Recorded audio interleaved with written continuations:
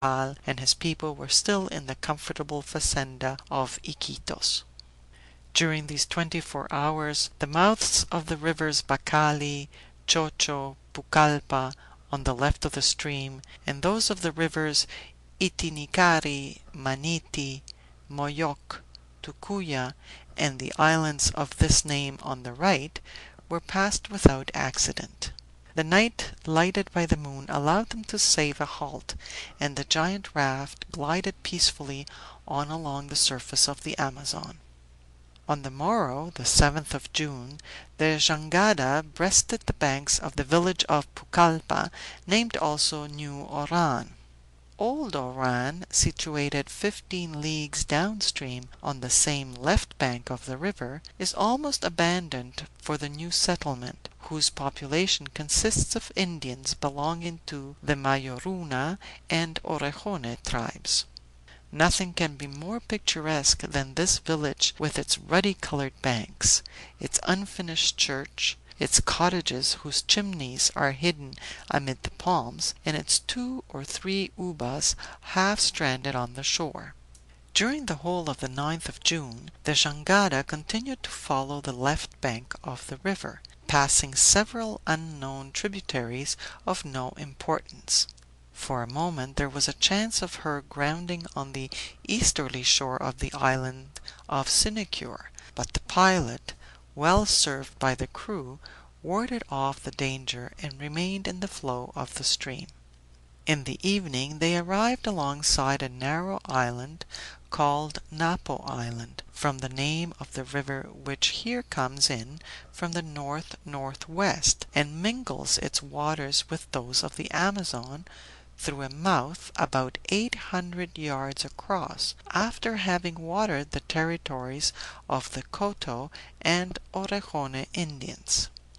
It was on the morning of the 7th of June that the jangada was abreast the little island of Mango, which causes the Napo to split into 2 streams before falling into the Amazon.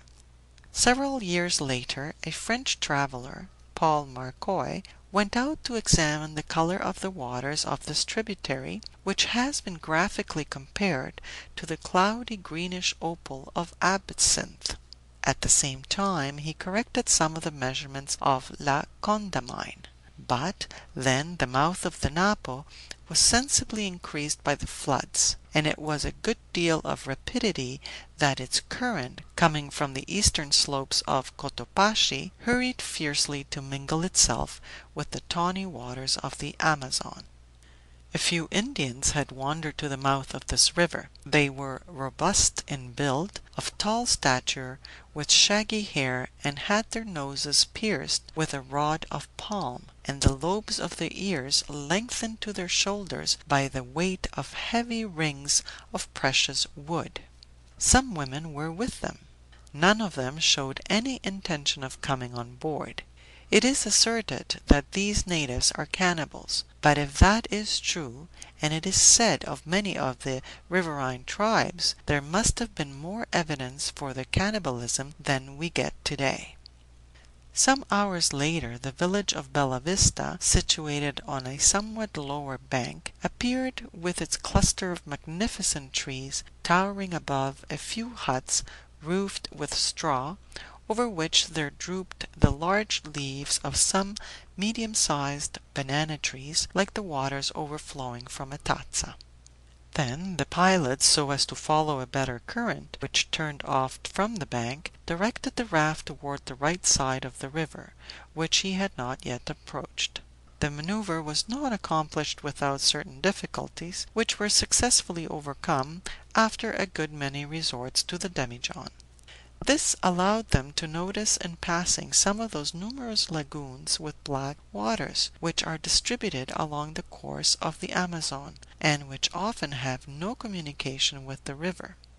One of these, bearing the name of the Lagoon of Oran, is of fair size, and receives the water by a large strait. In the middle of the stream are scattered several islands, and 2 or 3 islets curiously grouped, and on the opposite bank Benito, recognized the site of the ancient Oran, of which they could only see a few uncertain traces. During 2 days the jangada traveled sometimes under the left bank, sometimes under the right, according to the condition of the current, without giving the least sign of grounding. The passengers had already become used to this new life. Joam Garral, leaving to his son everything that referred to the commercial side of the expedition, kept himself principally to his room, thinking and writing. What he was writing about he told to nobody, not even Yaquita, and it seemed to have already assumed the importance of a veritable essay. Benito, all observation, chatted with the pilot and acted as manager.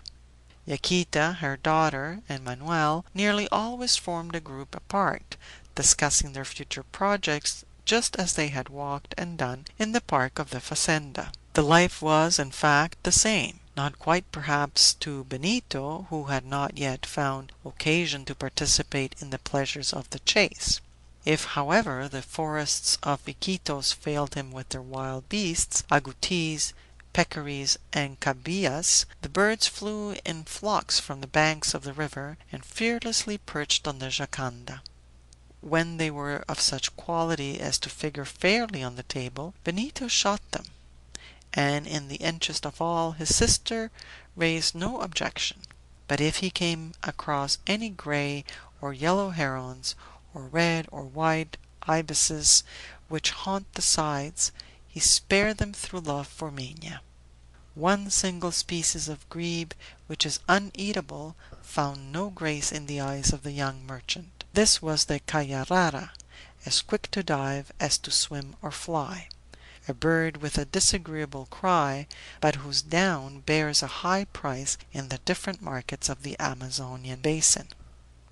At length, after having passed the village of Omaguas and the mouth of the Ambiacu, the jangada arrived at Pevas on the evening of the 11th of June, and was moored to the bank. As it was to remain here for some hours before nightfall, Benito disembarked, taking with him the ever-ready Fragoso, and the two sportsmen started off to beat the thickest of the environs of the little place. An agouti and a cabiai, not to mention a dozen partridges, enriched the larder after this fortunate excursion.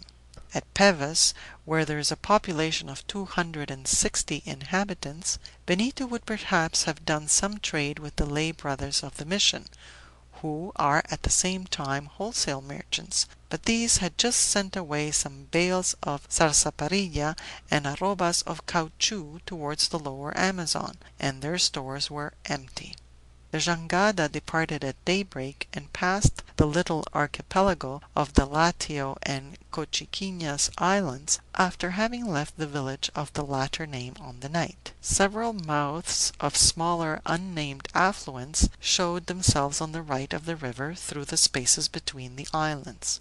Many natives, with shaved heads, tattooed cheeks and foreheads, carrying plates of metal in the lobes of their ears, noses, and lower lips, appeared for an instant on the shore. They were armed with arrows and blow tubes, but made no use of them and did not even attempt to communicate with the jangada. End of chapter 10. From Iquitos to Pevas.